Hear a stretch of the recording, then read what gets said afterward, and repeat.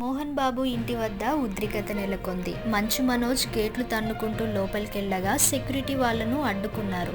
ఈ క్రమంలోనే మళ్లీ గేట్ దగ్గరకొచ్చి తనపై దాడి చేస్తున్నారంటూ మీడియాతో చెప్పుకున్నాడు మనోజ్. అదే సమయంలో మీడియాను లోపలికి రావాలంటూ గేట్ తీశారు. దీంతో మీడియా అంతా లోపలికెళ్లారు.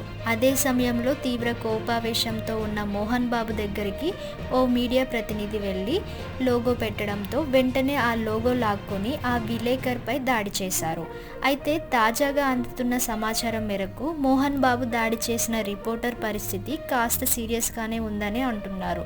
మోహన్ బాబు దాడి చేసిన వెంటనే ఆ రిపోర్టర్ను ఆసుపత్రికి తరలించారు. ప్రస్తుతం చికిత్స పొందుతున్న రిపోర్టర్కు తీవ్ర గాయాలు అయినట్లు తెలుస్తుంది. అతని ముక్కుకి అలాగే చెవికి మధ్య 3 చోట్ల ఎముకలు ఫ్రాక్చర్ అయినట్లు వైద్యులు తెలుపుతున్నట్టు తెలుస్తుంది.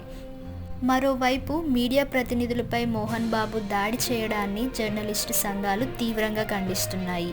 మీడియా ప్రతినిధులకు మోహన్ బాబు క్షమాపణ చెప్పాలని డిమాండ్ చేస్తున్నారు.